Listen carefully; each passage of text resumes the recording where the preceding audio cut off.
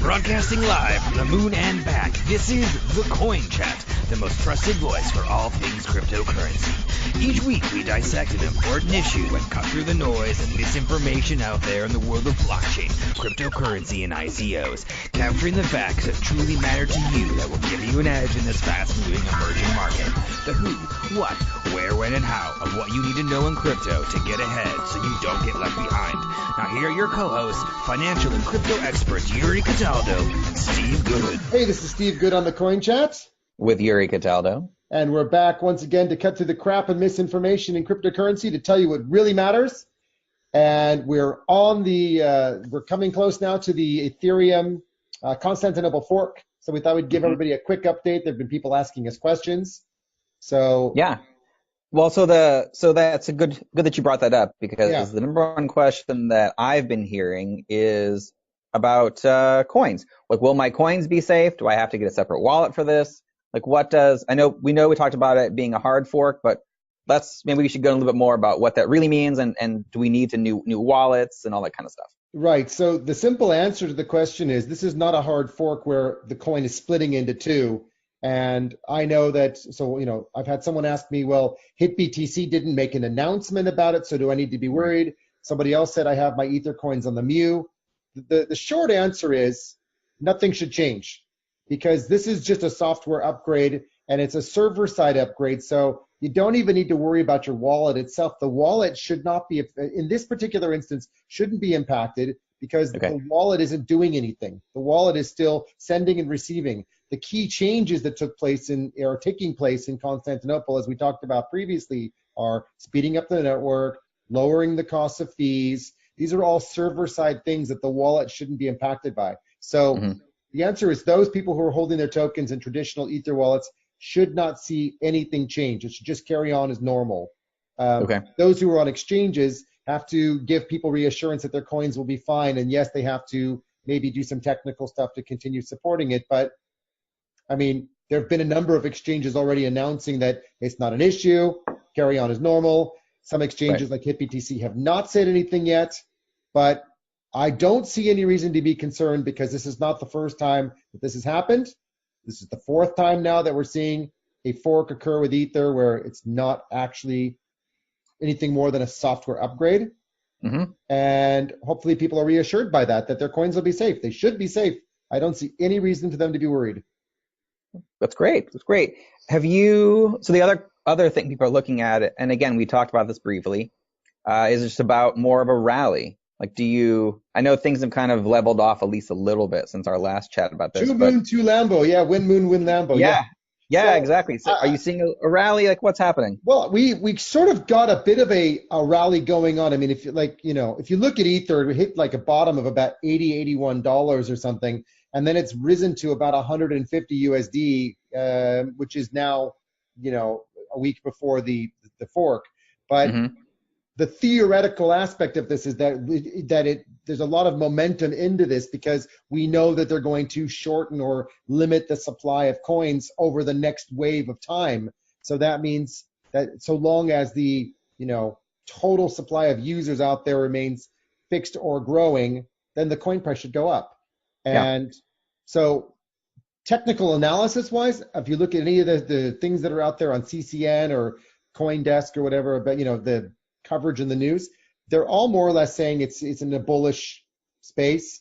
We could probably do an analysis episode. I've been charting it myself. Everything is pointing to a support line that's been drawn that we keep bouncing on and then bouncing off of and staying above it. So who knows what happens after the fork? There's people saying, sell into the good news. There's people saying buy into the good news after it's happening. So you get both, sides of the same coin. Yeah. Sorry.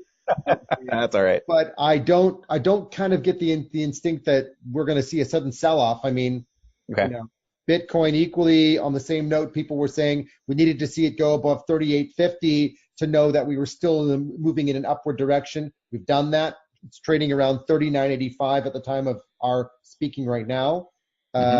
So it's not as bullish as Ethereum by any stretch, but I'd like to think that we're into a next wave of bullish activity, and let's hope that after the Constantinople, people will jump in going, phew, great, the hard fork's done, no problem, let's get some more now. So Yeah. I'm hoping, but we don't know. I mean, none of us really know. That's why it's analysis and not recommendations, not advice.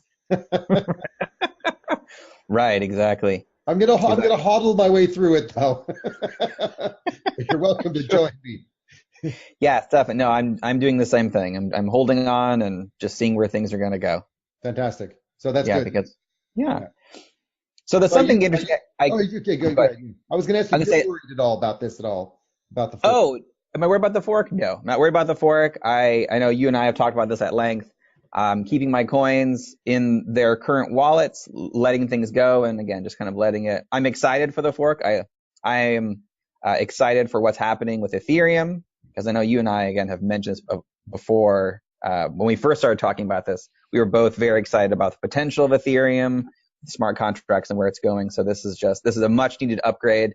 So I'm very interested to see where things are going. So actually, with that same thought, Vitalik's been a little more, say, vocal with this fork coming up, and around December 25th, he was asked about if he's been working with Bitcoin to get involved in what's happening with the updates, or even his thoughts on Bitcoin SV. And he made some very interesting kind of quick replies back in that he has no disagreements. He has disagreements with the roadmap, but he thinks they're making generally cool tech. But he concluded it by saying he thinks that Bitcoin SV is a pure dumpster fire. Like that's going one step further than where we were approaching this. When we were talking on the Christmas Eve, New Year's Eve. When was it?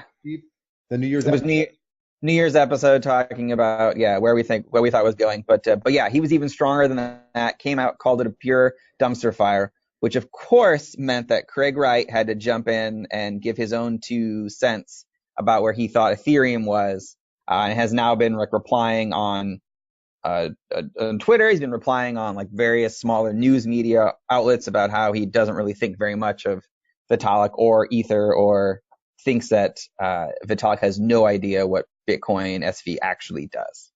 Well, apparently neither do we. because and you already know this happened, but we haven't talked about it, but it's because you mentioned this. Right. So when we did that episode on New Year's Eve, we posted something to Craig because we thought, you know what? There's a lot of stuff out there. We covered off what the facts on the street are, what people are saying. And we said, why don't you come on the show and join us? And so I'll just show people what we actually posted to him and what happened when we did it, and what happened in the news after we did it, because we actually had a cascade effect that we didn't even realize we were doing, which was even more amusing. So this is what we said to Craig. At Professor Faustus on Twitter from the Coin Chat. We spoke about you in our latest episode. Can you join us to hashtag set the record straight and tell us about your plans for SV on the Coin Chat? Yeah. To which he replied to us and said, you guys are stupid. And we are the original Bitcoin, so anything else you say is irrelevant, and you're wasting all of our time, something along those lines. Well, I got a response. This is great. So I'm going to go click and have a look at what he wrote. Yeah. And take a temperate approach to seeing if I can engage him to get him on the show and have an honest, gentlemanly conversation. I literally clicked as it came into my phone because I was like, I can't believe I just got a response. This is brilliant. And the response to that was, Professor Faustus, meaning Craig Wright, has blocked you on Twitter. So he immediately after we posted it and he sent off his response, he then turned around. He decided, I'm not really happy with that response. Can you see both screens, by the way, or just the one? I see just the one. Okay, let me switch over to the second screen so you can see both. So you can see the blocked part, because that's just half the fun of showing this to you. Sure. So here's the blocked screen. So he blocked. Oh, there it is. Yep, you've been blocked. Yeah. So effectively, just by writing that little thing, he calls us stupid for calling it SV. It's not Bitcoin SV. It's what you called it, Bitcoin SV. It's not SV. He's just the original Bitcoin, blah, blah, blah. I don't even know. It was just like amazing. And then blocked us. Now, what's more interesting, and this is where I think the really interesting part comes in, is that right after that happened, I said, you know what, I'm going to go use my private Twitter account, the at Steve Good at CEO one, much like I use for everything. And I said, I'll try to just connect with him directly just to say, hey, I'm sorry, apologize. I'm not trying to attack you or offend you. We're just trying to get the facts and set the record straight because that's what we do. Yeah. And I wasn't able to follow him because he had now switched his account to you have to be accepted by him. So we literally triggered this event that led to not being allowed to follow him until such time that he's accepted you. And turns out, like a day later, it was in the press. Right. He changed his account. Only they didn't realize we were the cause of it. We were the last straw. Exactly. He's just so tired. The thing with Craig Wright is we were the last straw before he actually changed his Twitter account, as far as we could tell, because it was within seconds that I posted and then I couldn't connect to him anymore. Right. So yeah. That's. So wow, I like our timing. We're connecting with all the wrong people for all the wrong reasons. we are. We didn't even get a chance to ask him about his issue in Florida too. So but he probably wouldn't be allowed to talk about legal issues. But anyway, we're on Vitalik's side about maybe it is a bit of a trash bin if they don't want. If this guy wants to call us stupid and doesn't want to sit and have a normal conversation and be just genuine, authentic, and have a chat, what a shame. I'm not going to say that he's stupid, but blocking us probably was. Yeah, exactly. Well, you never know. I don't think we're worth blocking. I don't think so. But if somebody thinks we're worth blocking, please put it in the description down below. Send us a comment and say you're worth blocking, and it's okay. We can't be liked by everybody. I mean, there were one or two people who didn't like our video, and that's okay. I'm sorry, but we want to cover the facts. Mm-hmm. But getting back to Ethereum. We love you, Vitalik, because you're a young, smart guy and you're making cool things in the market. So the other thing I wanted to say about Ethereum, which I'm excited about, and you were talking about your enthusiasm, is this upgrade's great for some really cool reasons. I mean, what I really like about it is they're really they're addressing what I'd say is the big problem we've been seeing going on for a while, which is Ethereum's too expensive, Ethereum's too slow, blah, blah, blah. Neo and EOS are better. And guess what?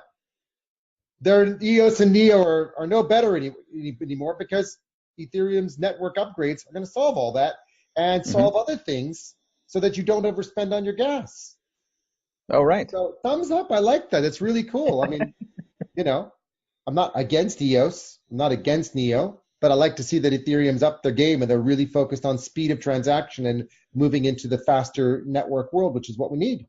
Mm-hmm. No, it totally is. Minimize all the banking and all the transacting that we need to do. Yeah. Great. So hats off to the Ethereum team. I wish them all the best for their for the successful launch of the Constantinople upgrade. And of course, we want to see some moons and some Lambos. And of course, maybe this will drive the Ether price back up so we can go back to Lambo and moon directional status. Not the same way, but right. Gradual is better, Exactly. Yeah.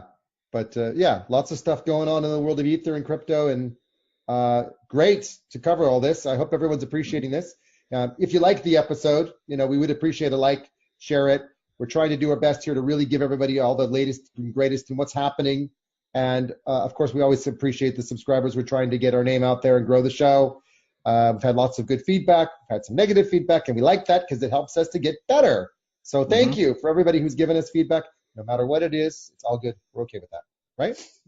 Right. Just have to go and put my head under a pillow for an hour sometimes. But, no, exactly. It's all good. And if you want to connect with us directly, join us on our Telegram chat. We are there, so you can actually have direct conversations with us. T.me, which is for Telegram, / guess what? The coin chat. So cool. Great. Yuri, it's great to see you. Good to see you as always, Steve. And thanks everybody for listening. Don't forget to like, subscribe, and give us a shout. Give us any comments you like on the way out. To the moon, Lambos and moons and Ether. Until next time. Thank you for joining us today on the Coin Chat.